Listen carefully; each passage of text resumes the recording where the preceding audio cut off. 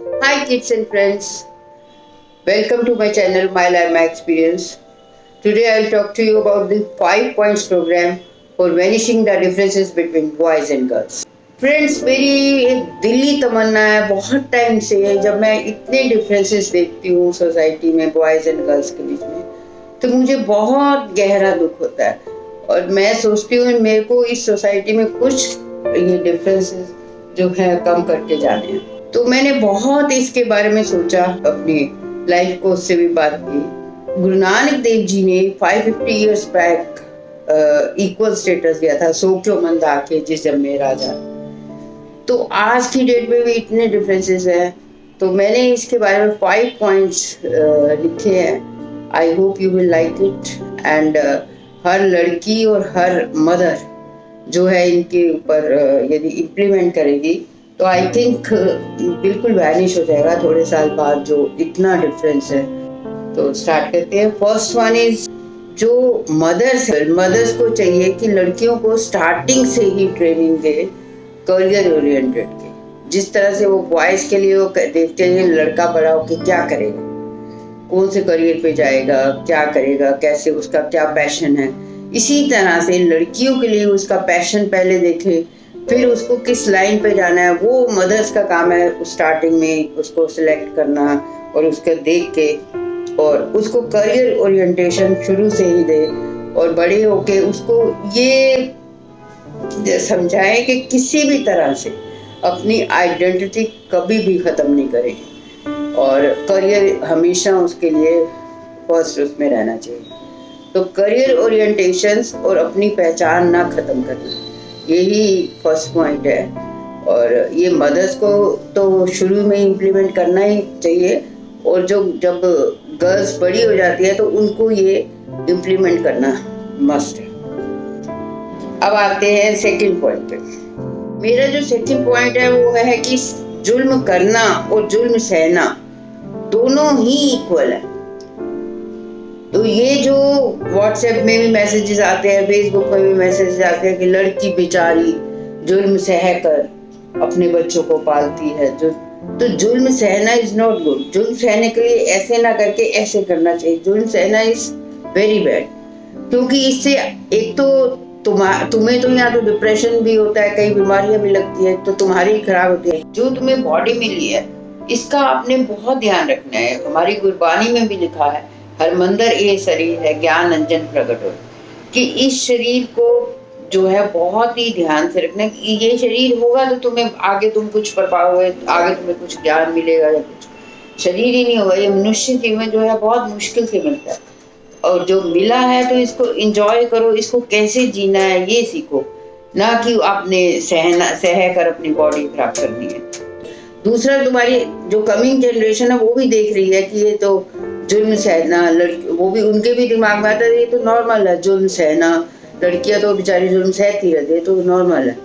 तो इस तरह से कमिंग जनरेशन भी खराब होती है और जो तुम हो तुम्हारे को भी तो डिप्रेशन और यहाँ तक कई बीमारियां घेर लेती हैं। तो उसके अलावा अपनी जो इश्यूज हैं आपके, नो वन इज परफेक्ट, हर किसी में नेगेटिव पॉइंट्स तो होते ही हैं।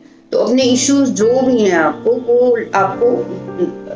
सॉल्व करने आने चाहिए, अपनी लड़ाई खुद लड़नी आनी चाहिए, ना कि जुल्म सहना। माय थर्ड पॉइंट इज बेटी की मैरिज से पहले या लड़की खुद अपनी मैरिज से पहले जो ये पॉइंट्स है डिस्कस पहले कर लेनी चाहिए कि क्या उसको मैरिज के बाद अपनी जो आइडेंटिटी है वो तो नहीं खोनी पड़ेगी, क्या वो अपनी जो आइडियाज है वो इम्प्लीमेंट कर भी पाएगी कि नहीं, क्या जो भी इश्यूज है वो हस्बैंड और वाइफ मिल के सॉल्व कर भी पाएंगे कि नहीं, कि बीच में इंटरफेरेंस होगी। तो ये सारे इश्यूज जो है मैरिज से पहले डिस्कस होने चाहिए, रादर देन कि मेहंदी में कितने लोग आएंगे, शादी में कैसे होगा।